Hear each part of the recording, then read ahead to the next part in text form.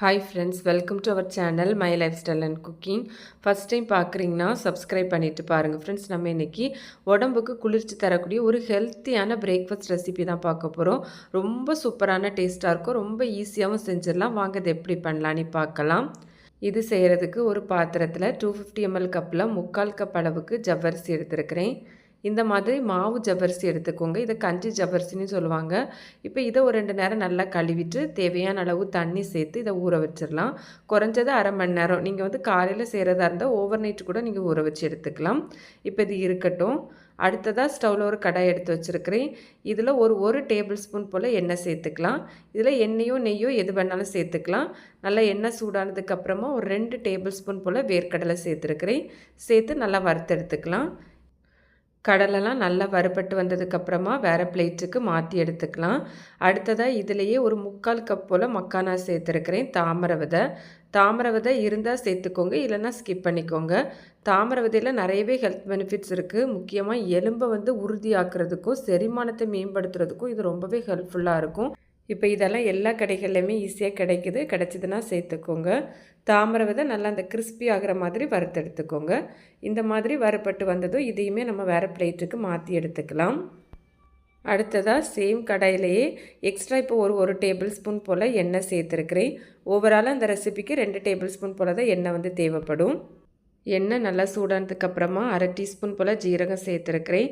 ஜீரகம் நல்லா பொரிஞ்சதுக்கப்புறமா ஓரளவு பெரிய சைஸில் ஒரு வெங்காயம் சின்னதாக கட் பண்ணி சேர்த்துருக்கிறேன். வெங்காயத்தை நல்லா டிரான்ஸ்பரண்ட் ஆகி வரதுலையும் வதக்கி எடுக்கணும். வெங்காயம் வதங்கும் போதே கொஞ்சமாக கருவேப்பிலையும் சேர்த்து வதக்கி எடுத்துக்கலாம். வெங்காயம் இது போல் நல்லா வதங்கி வந்ததுக்கப்புறமா இது கூடவே ஒரு டேபிள் ஸ்பூன் போல் இஞ்சி பூண்டு பேஸ்ட்டு சேர்த்து நல்லா பச்சை வாசனை போகிறது வரையும் வதக்கி எடுக்கணும். இந்த மாதிரி நல்லா வதக்கி எடுத்ததுக்கப்புறமா இது கூடவே நம்ம தக்காளி பழம் சேர்த்துக்கலாம். பெரிய தக்காளி பழமாக இருந்தால் 2 தக்காளி பழம், சின்னதாக இருந்தால் ஒரு 3 தக்காளி பழம் சேர்த்துக்கோங்க. மிக்சியில் அரைச்சி இந்த மாதிரி பேஸ்ட்டாக சேர்த்துருக்கிறேன். தக்காளி பழத்தோட பச்சை வாசனை போகிற மாதிரி இது போல் நல்லா வதக்கி எடுக்கணும். இப்போ ஃப்ளேமை சிம்மில் வச்சுட்டு இது கூடவே 1 டீஸ்பூன் அளவுக்கு நான் இங்கே காஷ்மீரி வத்தல் சேர்த்துருக்கிறேன். கூடவே 1 டீஸ்பூன் அளவுக்கு மல்லிப்பொடி சேர்த்துருக்கிறேன். 1/2 டீஸ்பூன் அளவுக்கு சிக்கன் மசாலா சேர்த்துருக்கிறேன். காரெல்லாம் நீங்கள் உங்கள் தேவைக்கு தக்கன கூட்டி குறைச்சி சேர்த்துக்கலாம். கூடவே ஒரு 1/4 டீஸ்பூன் போல் மஞ்சள் பொடி சேர்த்துருக்கிறேன். இதெல்லாம் சேர்த்துட்டு அந்த பொடிகளோட பச்சை வாசனை போகிற மாதிரி சிம்லேயே வச்சு நம்ம இதை வதக்கி எடுக்கணும். நான் இங்கே பச்சை மிளகாய் எதுவும் சேர்க்கலை. நீங்கள் விருப்பப்பட்டால் வெங்காயம் வதங்குற டைம்லேயே பச்சை மிளகாய் கூட நறுக்கி சேர்த்துக்கலாம். இப்போ இது போல் நல்லா வதக்குனதுக்கப்புறமா இதை தண்ணி சேர்த்துக்கலாம். 250 ml கப்பில் 2.5 கப் அளவு தண்ணி சேர்த்துக்கலாம். கரெக்டாக இருக்கும். தண்ணி சேர்த்து இது போல் நல்லா கலந்தெடுக்கணும். இது மாதிரி நல்லா கலந்தெடுத்ததுக்கப்புறமா இதில் நம்ம இதுவரை உப்பு சேர்க்கலை. இப்போ இதில் தேவையான அளவு உப்பு சேர்த்துக்கலாம். நான் இங்கே கல் உப்பு தான் சேர்த்துருக்கிறேன். சேர்த்து நல்லா ஒருக்கா கூட கலந்து எடுத்துக்கலாம். இப்போ நமக்கு தண்ணி நல்லா கொதித்து வரணும். கொதிக்கிறது வரையும் ஓரளவு ஹை ஃப்ளேமில் கூட வச்சுக்கலாம். இப்போ நமக்கு நல்லா தண்ணி கொதித்து வந்துட்டு இப்போ இதில் நம்ம ஏற்கனவே ஊற வச்சுருந்தோம்னா ஜவ்வரிசி, அதோட தண்ணியை ஃபில்டர் பண்ணிவிட்டு ஜவ்வரிசியை மட்டும் சேர்த்துக்கலாம். எல்லாத்தையும் முழுவதுமாகவே சேர்த்துக்கலாம்.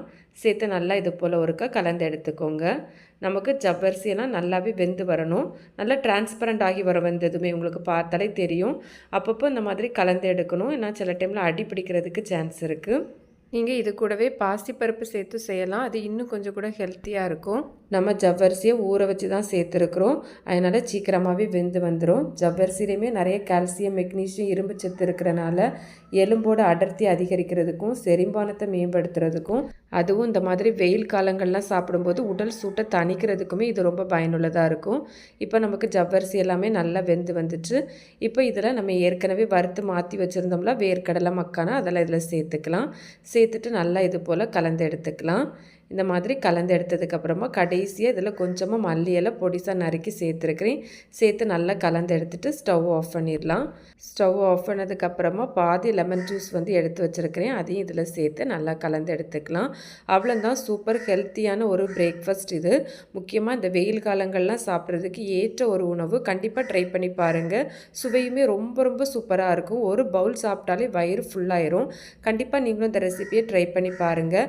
இது போல் நிறைய ஹெல்த்தி ரெசிபி நம்ம சேனலில் இருக்குது. ஃப்ரீ டைமில் சேனலையும் விசிட் பண்ணி பாருங்கள். கண்டிப்பாக உங்களுக்கு யூஸ்ஃபுல்லாக இருக்கும்.